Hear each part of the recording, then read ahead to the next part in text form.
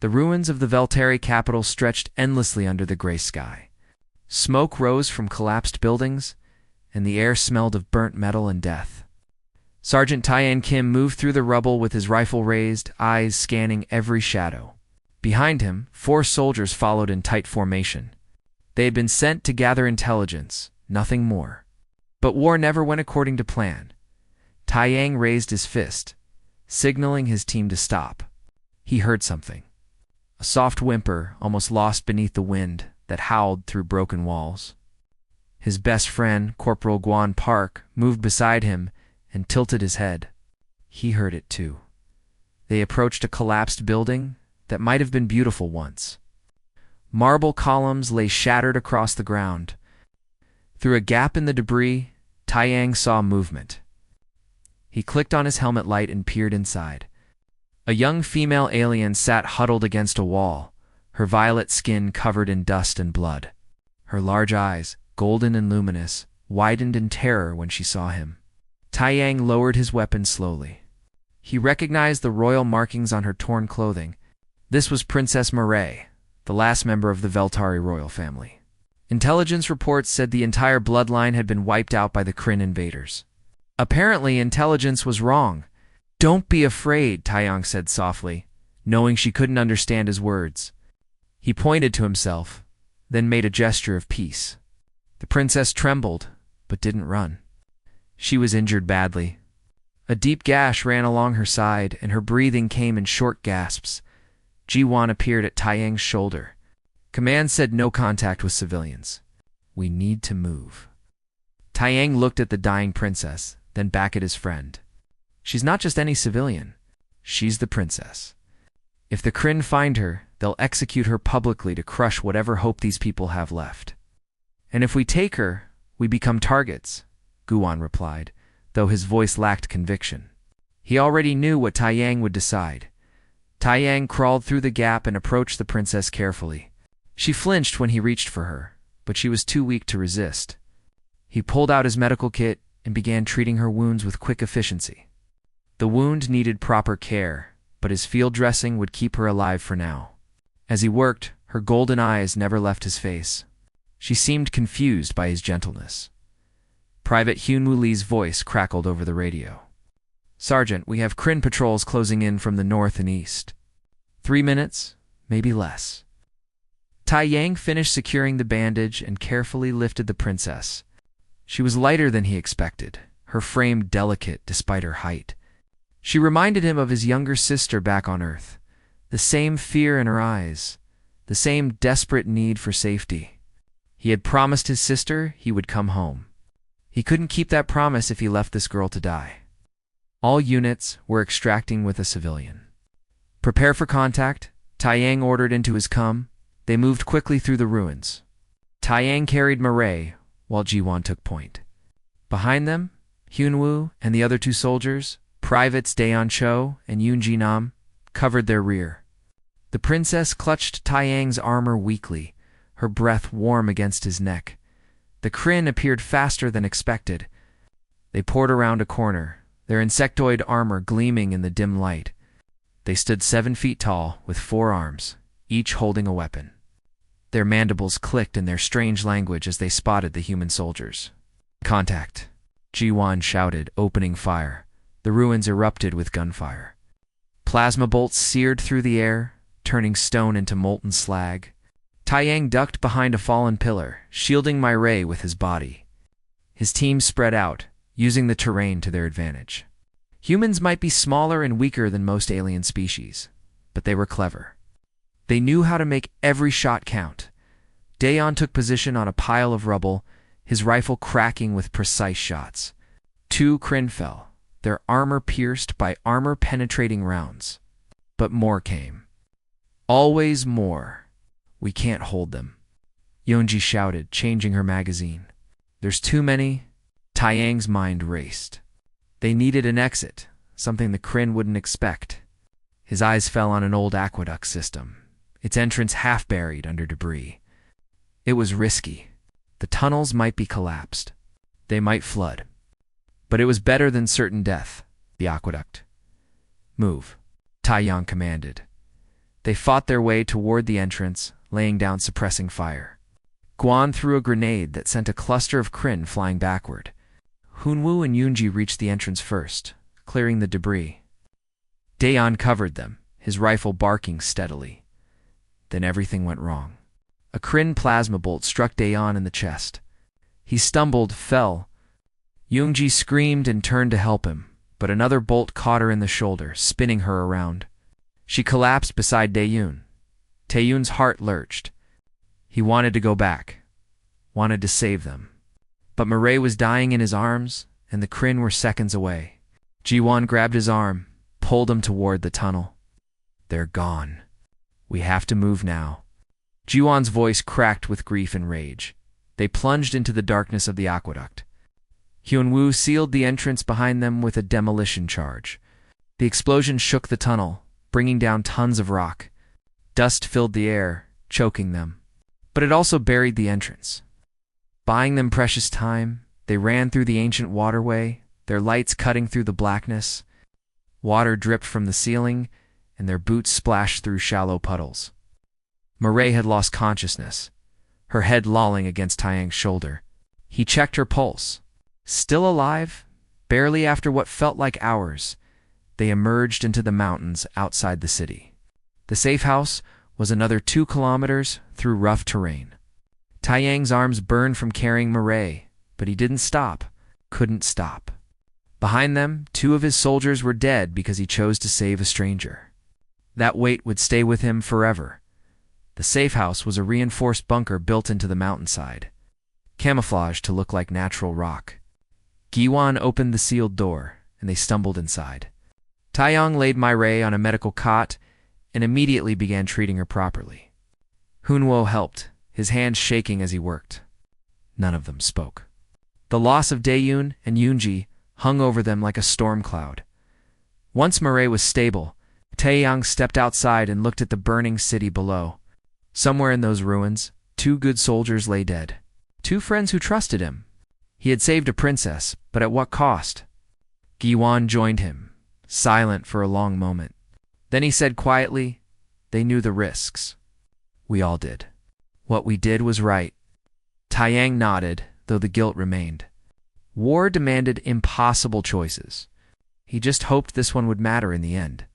Inside the bunker, the princess stirred, her golden eyes opening to meet his when he returned. She didn't speak his language, but her expression said everything. Gratitude, hope, and something else. A desperate need to find someone she had lost. Taeyang had a feeling their mission was just beginning. 3 days passed in the mountain bunker. Mireille's wounds healed slowly but steadily, thanks to the combination of human medicine and her own biology. During that time, Taeyang watched her carefully. She would wake screaming from nightmares, her golden eyes wide with terror. Each time he would sit beside her cot and speak softly until she calmed down. She couldn't understand his words, but his presence seemed to comfort her. On the 4th morning, Ji-won managed to get a translation device working. It was old coalition tech, probably left behind by previous forces, but it functioned well enough. When Mireille heard it speak her language, she nearly wept with relief. "Thank you," were her first translated words. Her voice was soft and musical, even through the mechanical device. "You saved my life. You lost your friends for me." Taeyang felt the guilt twist in his chest again. "We made a choice. I made a choice. Your life matters." Mireille looked down at her hands. "My mother always said humans were different from other species, that you value every life, even those you don't know." "I didn't believe her until now, your mother," Taeyang said carefully. "The report said the entire royal family was killed." Mireille's eyes filled with tears, but she shook her head fiercely. "No, not killed. My mother lives. I saw the Kryn take her. They put her on a ship. I tried to follow, but she touched the scar on her side. A Kryn soldier found me. I barely escaped." Ji-won exchanged a glance with Taeyang. "Do you know where they took her?" Mireille nodded. "I heard them talking before I ran. They said something about Kethron, the ice moon where they keep important prisoners. She's there.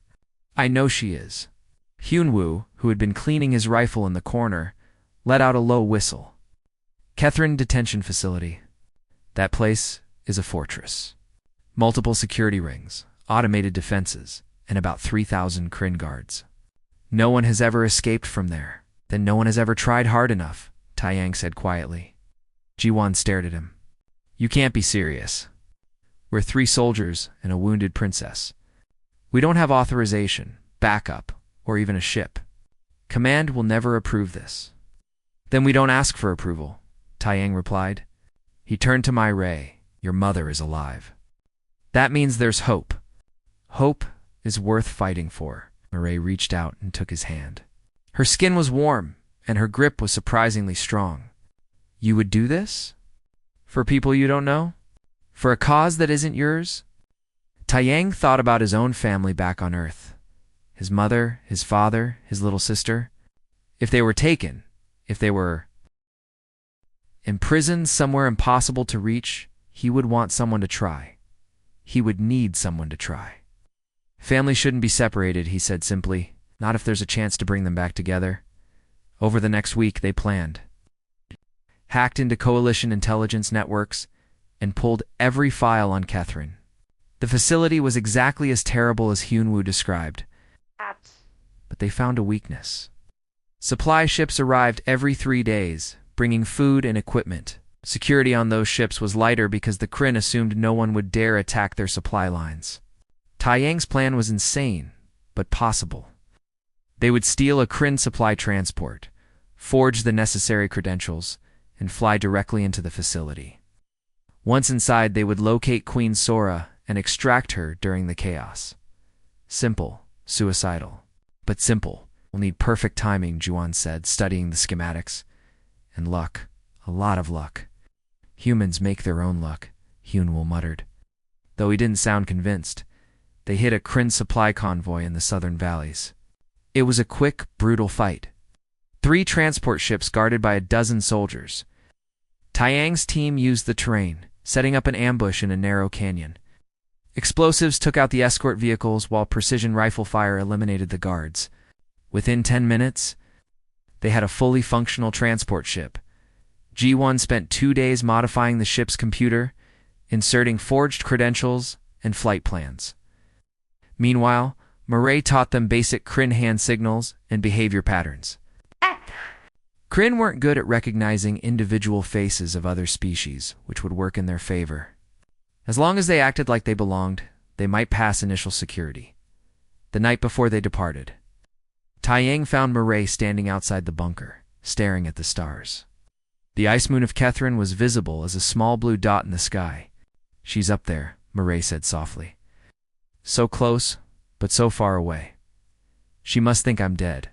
She must think she's alone. Taiyang stood beside her. Tell me about her, about your mother. Murray smiled, though tears streaked down her violet cheeks. She's the strongest person I know. When my father died in the first Kryn attack, she held our people together. She refused to surrender, refused to run. She said a queen stays with her people no matter what. That's why the Kryn took her alive. They want to break her spirit to make her order our people to submit. She sounds like a warrior, Taiyang said. She is. But she's also my mother. She would sing to me when I had nightmares. She would tell me stories about the old times before the war. She would, Murray's voice broke. I just want to hear her voice again. I want to tell her I'm alive, that I'm safe. Taiyang thought about his own mother's voice, how she would call him every week when he was stationed off-world, how she would always ask the same question, are you safe? He realized that mothers everywhere, across every species, probably asked their children the same thing. It was a universal language of love. You'll hear her voice again, he promised. And you'll tell her you're safe. I'll make sure of it. The journey to Catherine took 4 days through hyperspace. The Kryn transport ship was cramped and smelled like chemicals, but it flew well enough. Jiwan piloted while Hunwan monitored communications. Taeyang spent most of the time with Murray, learning more about Veltari culture. She told him about the Festival of Lights, where families would release glowing lanterns into the sky to honor their ancestors. She told him about traditional songs passed down through generations. She told him about her mother's coronation, how the entire planet had celebrated for 3 days. In return, Taiyang told her about Earth, about oceans and mountains, about cities that touched the clouds. He told her about his sister, who wanted to be a doctor, about his mother's cooking, which could cure any bad day, about his father, who taught him that honor meant protecting those who couldn't protect themselves. "Your family sounds beautiful," Murray said wistfully.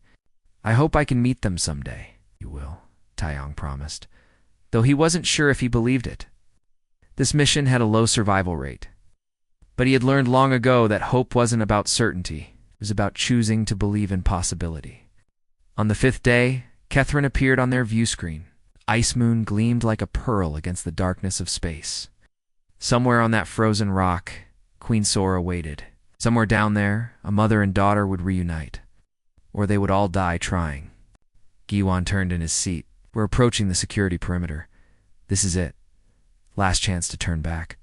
Taeyang looked at his team, at Jiwan, who had followed him through countless battles, at Hyunwoo, who complained constantly but never abandoned his post, at Mireille, whose hope burned brighter than any star. "We go forward," Taeyang said. "We bring her home." The ship descended toward the detention facility, and their impossible mission truly began. The detention facility on Catherine looked like a fortress carved from ice and metal.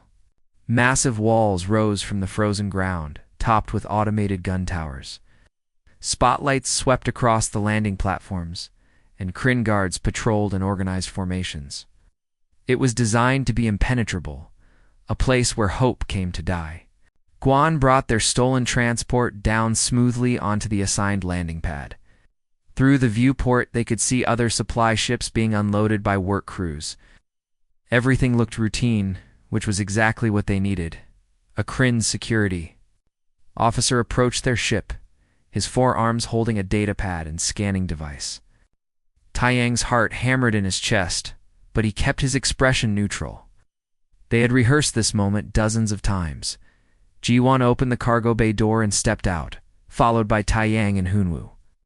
They wore modified Kryn worker uniforms that hung loosely on their smaller frames. Murray stayed hidden in a cargo container, sedated to keep her quiet. It was risky, but there was no other way. The security officer clicked his mandibles and spoke in the harsh Kryn language. Jiwan held up the forged credentials, praying the fake data would hold up. The officer scanned the pad, then scanned Giwan's uniform tag. Seconds stretched like hours. Finally, the officer clicked affirmatively and waved them through. They were in. They unloaded cargo containers alongside real Kryn workers, moving slowly and methodically. No one paid them much attention. To the Kryn, all smaller species looked similar. It was an arrogance that humanity had learned to exploit. Once the cargo was cleared, they moved the container with Murray toward the storage levels. According to the schematics Guan had stolen, the maximum security cells were 3 levels below ground. That's where they would find Queen Sora. They took a service elevator down, passing checkpoints by showing their forged worker passes. The facility's security was tight, but predictable. The Kryn had grown comfortable in their power. They never expected anyone to be foolish enough to attack them directly. The third sublevel was different. Armed guards stood at every intersection, and security cameras covered every angle. This was where they kept the important prisoners, the ones they wanted to break slowly. Taiyang felt anger burn in his chest. No one deserved to be caged like this. They found an empty storage room and released Mireille from the container. She was groggy from the sedative, but alert enough to move. Her golden eyes hardened with determination when she saw where they were. "She's close," Mireille whispered through the translator. "I can feel it." Hyunwoo pulled up a map on his portable screen. "Cell Block 7, Row 12, Unit 4. That's where the intelligence report says they're keeping Veltari royalty. But we have to cross the main security hub to get there." Taiyang studied the map. The security hub was a choke point, designed to prevent exactly what they were attempting. Dozens of guards, multiple scan points, and a direct line to the facility's command center. "We need a distraction," Giwan said. "Something big enough to pull guards away from the hub." Hyunwoo grinned, though there was no humor in it. I can rig the power generator on this level to overload. It won't explode, but it'll cause enough chaos to scramble their systems temporarily. Do it, Taiyang ordered. We'll have maybe 5 minutes before they restore order. That's our window. Hyunwoo disappeared down a side corridor while the others prepared. Taiyang checked his weapons, making sure everything was ready. Beside him, Mireille trembled slightly. He put a hand on her shoulder. "Stay close to me," he said gently. "No matter what happens, stay close." She nodded, her fear visible, but controlled. She had come too far to falter now. 10 minutes later, the lights flickered. Alarms blared throughout the facility. Red emergency lighting bathed everything in an eerie glow. Through the chaos, they heard Kryn guards shouting, rushing toward the generator room. "Now," Taiyang hissed. They moved quickly through the corridors, weapons ready. The security hub was half empty, with most guards responding to the emergency. The few who remained were confused, uncertain. Taiyang and Jawan dropped them with precise shots before they could raise the alarm. They reached cell block 7 and ran down the rows. The cells were transparent, showing prisoners of various species huddled in despair. Then they saw her.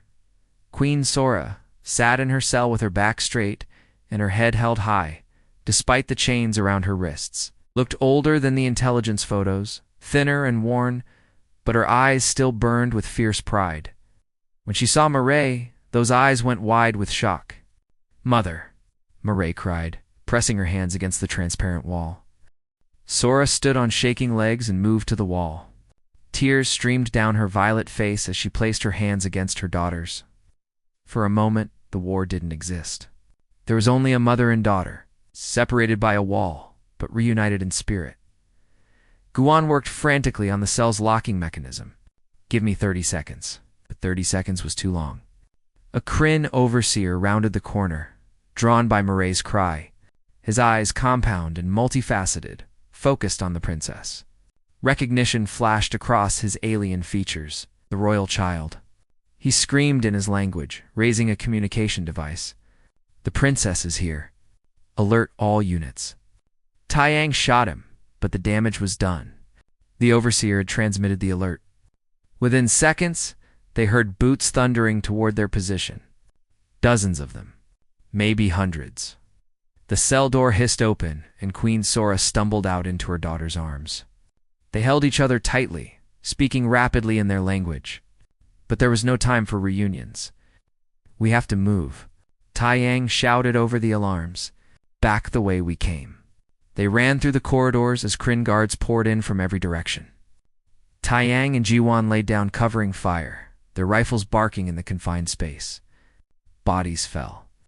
Both Kryn and prisoners who had seized the chaos to attempt their own escapes. Hyunwoo met them at the service elevator, his face pale. "The whole facility is locked down. They've sealed the hangar. We're trapped." There had to be another way out. There always was. His eyes fell on a maintenance shaft marked with warning signs. "The waste disposal system. It connects to the exterior." "That's a garbage chute," Hunhua protested. "It dumps directly onto the ice fields. We'll freeze to death." "Better than getting captured," Giwan said grimly. They pried open the shaft and started climbing down. Queen Sora was weak from captivity, and Mireille had to help her. Taiyang covered the entrance, firing at Kryn guards who tried to follow. A plasma bolt hit the wall near his head, showering him with molten metal. Another hit his shoulder plate, burning through the armor.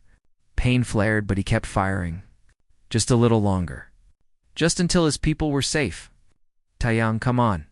Jiwan shouted from below. Taeyeon dropped into the shaft and slid down. The metal was slick and cold, angled steeply downward. They tumbled through darkness, bouncing off the walls. Then suddenly, they were falling through open air. They hit the ice field hard, snow cushioning their landing, but still knocking the wind from their lungs. Taiyang rolled and came up with his rifle, scanning for threats. The detention facility towered above them, lights blazing, alarms screaming, but they were out. Against all odds, they were out. Hyunwoo struggled to his feet, then cried out and collapsed. Blood spread across the snow beneath him. A plasma bolt had caught him during the escape, burning through his side. The wound was bad, very bad. G1 knelt beside him, hands shaking. No. Stay with me, Hyunwoo. Stay with me. Hyunwoo coughed, blood on his lips. Go. Get them to safety. That's an order. He grinned weakly. Besides, someone has to slow them down. Taeyang felt his heart break. Not again. Not another friend. But Hyunwoo was right. The Kryn would be coming. They had minutes, at best. And Queen Sora couldn't run far in her condition. You're the bravest soldier I've ever known, Taeyang said, his voice thick with emotion. Hyunwoo nodded, accepting his fate with grace. Make it count, Sergeant. Make all of this count. They left him there in the snow with extra ammunition and a detonator. As they ran across the ice field toward the research station they had spotted on the map, they heard gunfire behind them. Hyunwoo's last stand, buying them time with his life. The research station appeared through the blizzard, abandoned but still standing. They stumbled inside and sealed the door. In the sudden quiet, Mireille held her mother, both of them weeping. Gi-wen leaned against a wall, his face a mask of grief and rage, and Taeyang stared out at the frozen wasteland. Another friend's sacrifice weighing on his soul. They had Queen Sora, but the cost kept climbing. The abandoned research station was freezing despite the emergency heating they managed to activate. Wind howled outside and ice crystals formed on the metal walls. Queen Sora lay on a makeshift bed, her breathing labored. The chains in captivity had taken their toll. She needed proper medical care, not the limited supplies in Taeyang's field kit. Mireille sat beside her mother, holding her hand and speaking softly in their language. Sometimes Sora would respond, her voice weak but determined. Other times she would drift into fevered sleep. Muttering names of people who were probably dead, Gi-wen worked on the research station's old communications array, trying to boost the signal enough to reach coalition forces. The equipment was decades old and half broken, but he was the best tech specialist Taeyang had ever known. If anyone could make it work, Gi-wen could. Taeyang stood watch at the window, scanning the horizon for Kryn patrols. They would come eventually. The Kryn never gave up on escaped prisoners, especially not royalty. It was only a matter of time. On the second night, Queen Sora woke from her fever and called Taeyang to her side. Through the translation device, she spoke with surprising strength. You are human, she said, studying his face with intelligent eyes. I have met humans before, during the early days of the Coalition. They were scientists, explorers. But you are a soldier, a warrior. Yes, Your Majesty, Taeyang replied respectfully. She smiled faintly. You remind me of our ancient protectors, the shield-bearers, we called them. Warriors who valued honor and family above all else.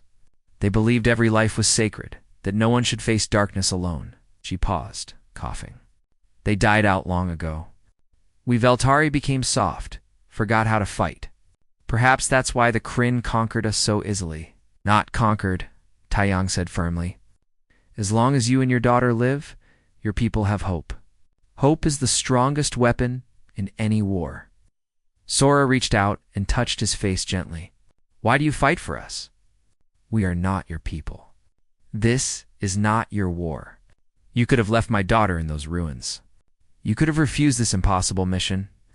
Yet here you are, having lost friends, risking everything. Why? Taeyang thought about the question. He had asked himself the same thing during the long nights. The answer came to him clearly.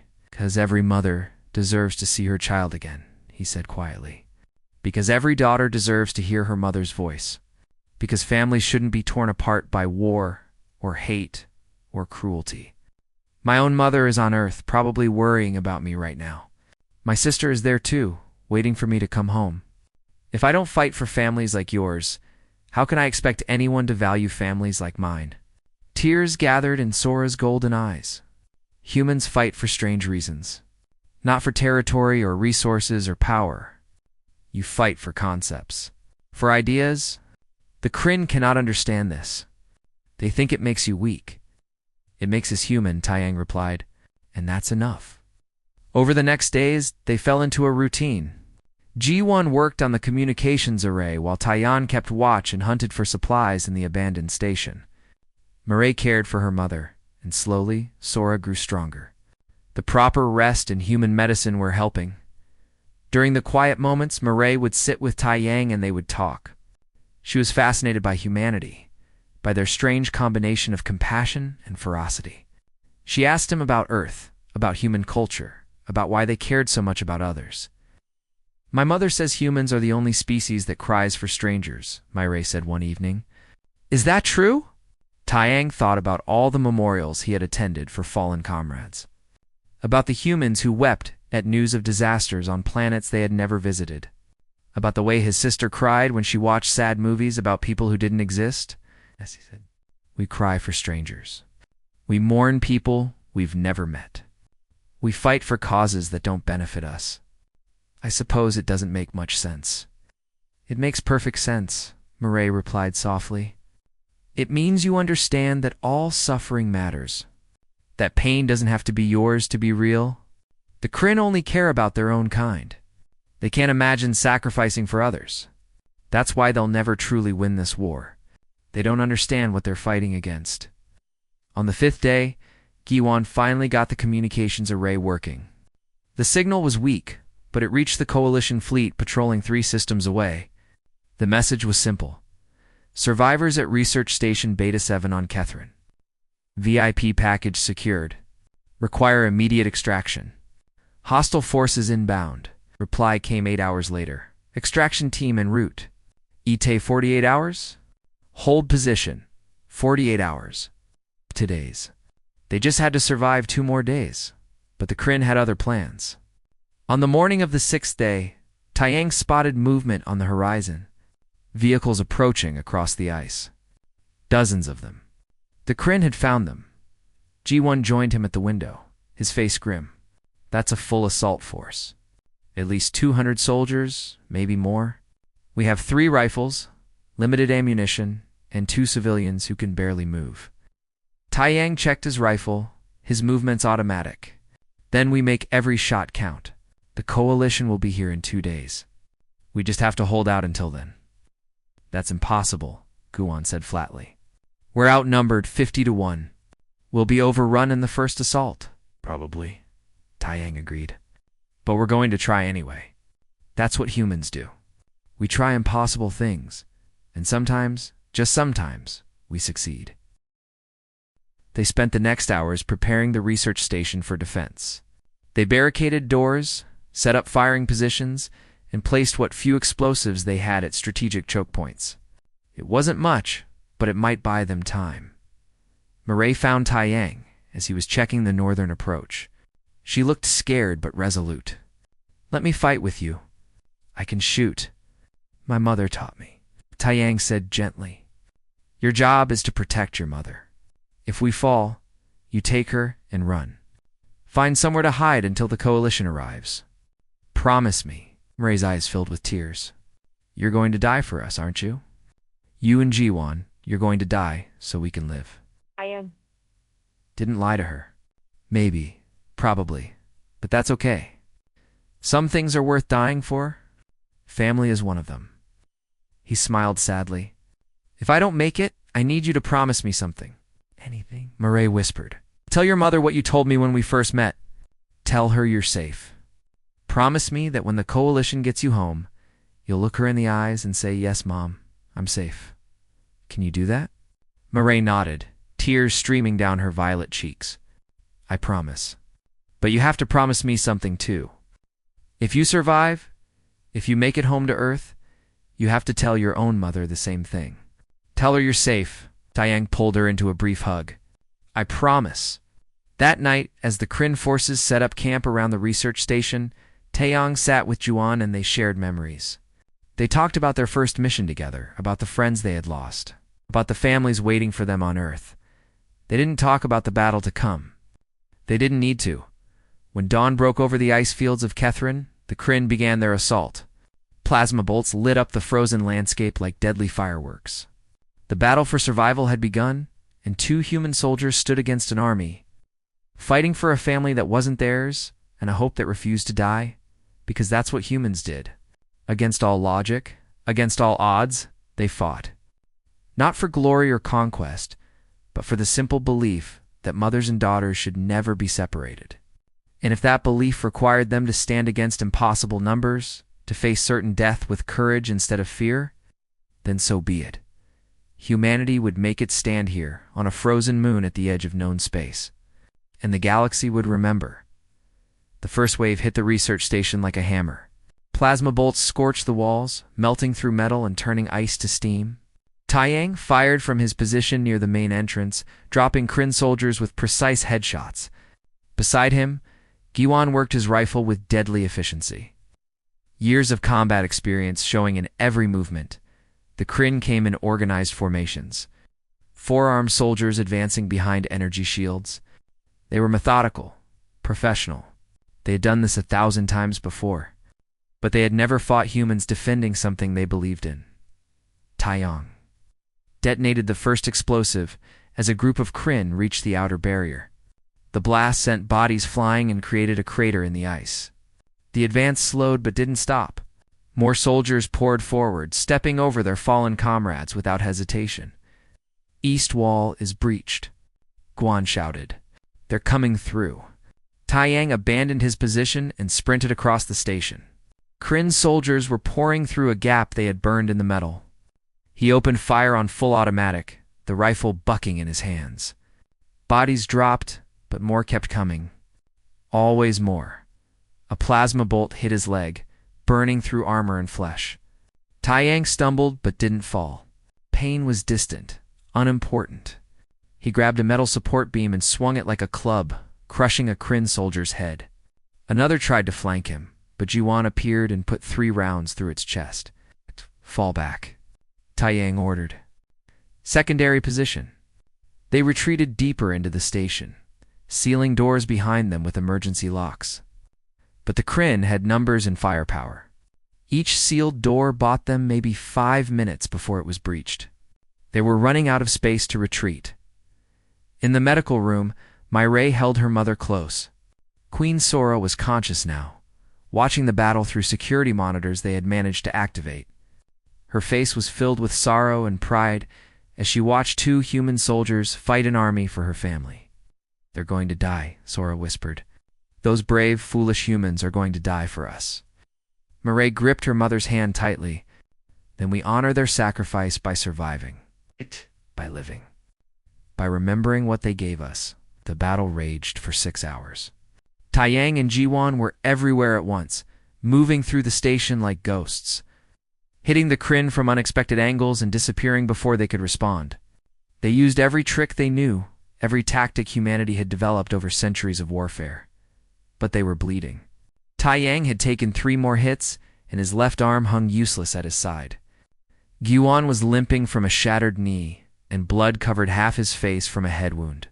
They were down to their last magazines, their last grenades. As Taiyang loaded his final magazine, he heard something that made his heart skip. A new sound, cutting through the noise of battle. The deep roar of atmospheric engines. Big ones. He looked through a shattered window and saw them. Coalition dropships, dozens of them, descending through the ice storm like angels of war. Behind them, in orbit, could see the massive shapes of warships engaging Kryn vessels. The cavalry had arrived. Coalition Marines poured from the dropships, hitting the Kryn forces from behind.